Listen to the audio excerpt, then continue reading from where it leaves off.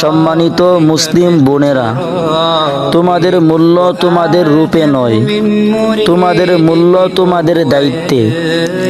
একটি জাতির ঈমান বাঁচে মায়ের কোলে, একটি সমাজের চরিত্র গড়ে ওঠে নারীর আদর্শে।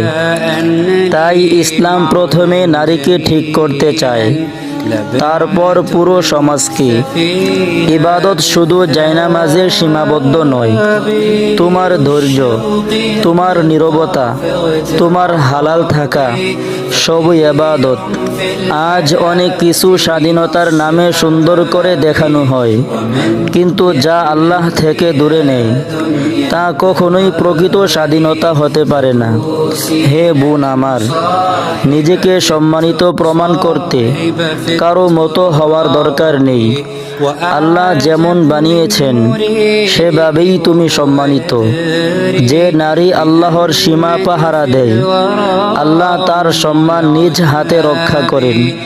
অতএব আল্লাহ তোমাদের বোঝার তৌফিক দান করুন। আমিন ইয়া রাব্বাল আলামিন।